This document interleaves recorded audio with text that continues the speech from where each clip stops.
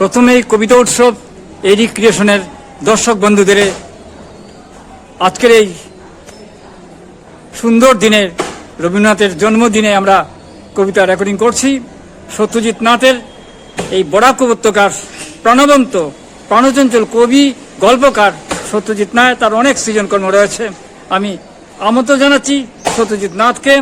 আমি এসেছিলাম শিলচর একটা অনুষ্ঠানে, সেই অনুষ্ঠানের ফাঁকে সত্যজিৎ নাথকে আমি জোর করে এই কবিতা পড়ার জন্য আমন্ত্রণ জানাচ্ছি। আমি আমার স্নেহভাজন সত্যজিৎ নাথকে কবিতা পড়ার জন্য আমন্ত্রণ জানাচ্ছি। পড়ুন আপনি। ধন্যবাদ আশুতোষদা।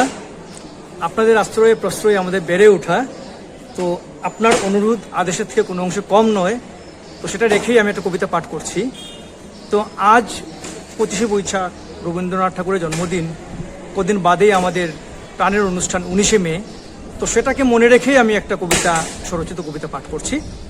শিরোনাম জেগে উঠি ক্ষণে ক্ষণে। আমি চুপ করে আছি মানে এ আমার সম্মতি নয়, আগামী যুদ্ধের প্রস্তুতি মাত্র। বাহ বাহ। রক্তশিমুল ছড়ানো রাজপথে, কারণ আমার মায়ের গায়ে এখনো লেগে আছে 21-এর বারুদের গন্ধ, আর ওড়নায় 19-এর তাজা রক্ত। তাই আমি জেগে উঠি ক্ষণে ক্ষণে 19 আর 21-এর স্লোগান মুখে নিয়ে। বাহ, আপনি তো গল্প গ্রন্থে বের হয়ে গেছে। গল্প গ্রন্থের নাম বলুন। আমার গল্প গ্রন্থ দুটো বেরিয়েছে। একটা বেরিয়েছে 2022-এ, অতঃপর ভালোবাসা। ভালোবাসা নিয়ে 8টা গল্পের সংকলন। খুব সম্প্রতি বেরিয়েছে আমার দ্বিতীয় গল্প গ্রন্থ মা সব বুঝে, 10টা গল্প, 10টাই মাকে নিয়ে। বাহ বাহ। আপনি একটা কাগজও তো সম্পাদনা করতেন? হ্যাঁ, আমার একটা কাগজ ছিল ঋতুপর্ণ। বাহ। সেটা আমি সম্পাদনা করতাম 1990 থেকে 1992 অবধি। তারপর যেটা হয় আর কি, ছোট পত্রিকার অকাল মৃত্যু, তো সেই অর্থে আমি বলতে পারি আমি এখন একটা অকাল মৃত্যু পত্রিকার সম্পাদক। না, তা নয়। আমরা আপনাদের মতো তরুণ প্রজন্ম দেখে আমরা উদ্বুদ্ধ হই, আমরা অগ্রজ যারা রয়েছি। আপনি এগিয়ে যান, আমাদের শুভেচ্ছা রইল।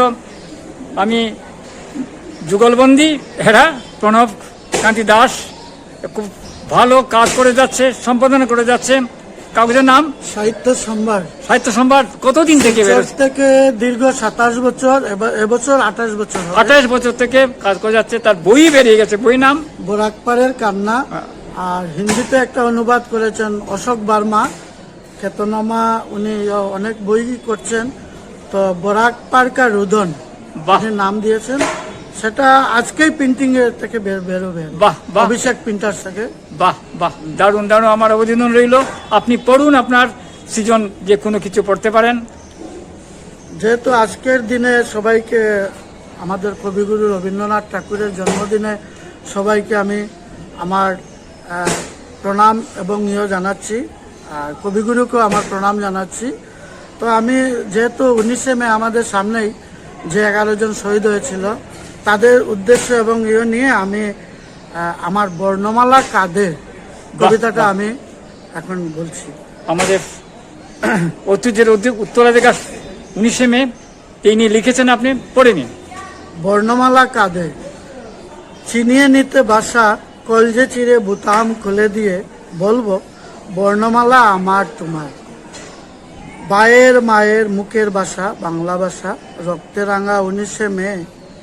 বাংলা আমার জাতির অহংকার, বাংলা আমার 11 শহীদ, বুকে দাউ দাউ জ্বলে, চোখের জলে ভরে উঠে। শহীদের রক্ত মুছা যায় না, শুকায়ও না প্রতিটি রক্তের ফুটা। বাহ বাহ। আপনাদের কোনো আর কিছু কথা বলার আছে নাকি? বলতে পারেন? ওইটাই আপনাকে ধন্যবাদ জানাবো। আপনাকে আশুতোষদাকে দেখলে, আমাদের উৎসাহ দ্বিগুণ বেড়ে যায়।